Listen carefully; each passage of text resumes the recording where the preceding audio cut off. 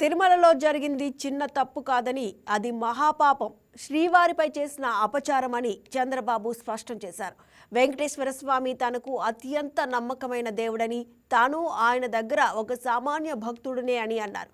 ఎప్పుడూ వైకుంఠ ద్వారం గుండా వెళ్లి దర్శనం చేసుకోలేదని, ఆ స్థాయి అహంకారం తనకు లేదని చెప్పారు. శ్రీవారి పవిత్రతను కాపాడడం ప్రభుత్వ బాధ్యత అని స్పష్టం చేశారు. తిరుమలలో జరిగిన కల్తీ నెయ్యి ఘటనపై తాము ఆచితూచి స్పందించామని చంద్రబాబు వివరించారు. ప్రక్షాళనలో భాగంగానే శ్యామలరావును పంపామని, ఆయన అప్పుడే ఎన్డీడీబీ నివేదికను కోరారని చెప్పారు. ఆ నివేదిక వచ్చిన తర్వాతే తాను మాట్లాడానని, నెయ్యిలో జంతు కొవ్వులు కలిసినట్లు, కల్తీ జరిగినట్లు స్పష్టంగా పేర్కొన్నానని తెలిపారు. ఇప్పుడు నేనేం మాట్లాడడం లేదు.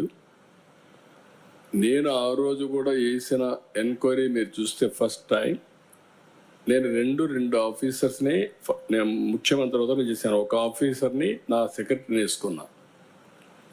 నేను ఏదైతే 5 సంవత్సరాలు చెప్పానో తిరుపతి పవిత్రతని కాపాడడానికి, ప్రక్షాళన దిశగా ముందుకు పోవడానికి, మళ్ళీ తిరుపతికి పూర్వ వైభవం తేవడానికి ఫస్ట్ ఆఫీసర్ నేను పంపించింది మనం అప్పట్లో శ్యామలరావుని పంపించాను. అయితే ఇక్కడికి వచ్చే కొద్దికి ఆ శ్యామలరావు పోయిన తర్వాత అన్ని ప్రక్షాళన చేసే దిశలో సబ్స్టాండ్ ఉంది అనే ఉద్దేశంతో ఒక రిపోర్టు అడిగాడు, ఎన్డీడీబీని అడిగాడు. ఎన్డీడీబీ రిపోర్ట్ కూడా వచ్చిన తర్వాత నేను మాట్లాడాను. ఇది అనిమల్ ఫ్యాట్ ఉంది, ఇలాంటి కూడా దుర్మార్గాలు చేశారు, అడల్టరేషన్ అని చెప్పాను. చెప్పిన తర్వాత గింజుకున్నారు, నానా యాగి చేశారు, దాన్ని సుప్రీంకోర్టు తీసుకుని అన్నీ చేశారు.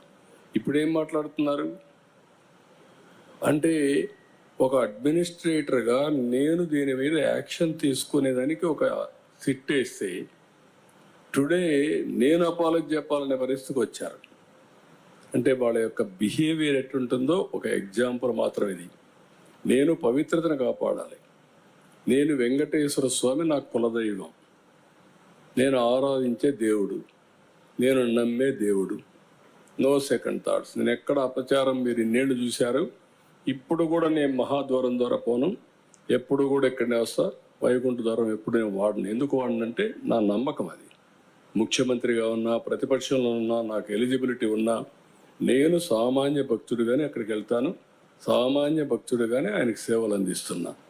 నేను అలాంటి కార్యక్రమాల్లో నేనుంటే వీళ్ళకు నమ్మకం లేకపోతే వదిలేయచ్చు.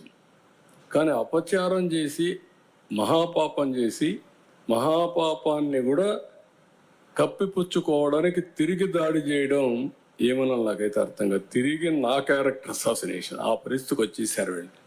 ఇది కరెక్ట్ కాదు. ఏదైనా సరే నేను, ఎందుకంటే వెంకటేశ్వర స్వామిని వీళ్ళు బజార్కి ఏడవాలనుకున్నారు, నాకు ఏడవాలని లేదు. ఆయన పవిత్రత నేను నమ్మేది. కలియుగ దేవుడు వెంకటేశ్వర స్వామి. వెంకటేశ్వర స్వామికి పవర్స్ ఉన్నాయి. ఆయన్ని కాపాడుకోవడమే కాకుండా మనల్ని కూడా కాపాడుతాడు. ఏ సమస్య అయినా సరే ఆయనే పరిష్కార మార్గానికి కూడా దోహదం చేస్తాడు, దారి చూపిస్తాడు. నేను ఎన్నోసార్లు చెప్పాను, వెంకటేశ్వర స్వామితో పెట్టుకున్న వాళ్ళకి ఇంకొక జన్మలో పనిష్మెంట్ కాదు, ఈ జన్మలోనే పనిష్మెంట్ ఉంటుంది. దాని నమ్మకం నేను చూసిన సంఘటనలు ఉన్నాయి. అందుకే మీకు కూడా చెప్తున్నా, ఎవరితోనా పెట్టుకోండి కానీ ఆయనతో పెట్టుకొని రాజకీయం చేయొద్దండి. సిట్ దర్యాప్తు కొనసాగుతుంది సార్. లేదు, ఇప్పుడు నేనేం మాట్లాడను, అన్ని విషయాలు మాట్లాడే చేస్తాను. ఈ వీడియో మీకు నచ్చినట్లయితే లైక్ చేయండి, షేర్ చేయండి, మా ఛానల్కి సబ్స్క్రైబ్ చేయండి.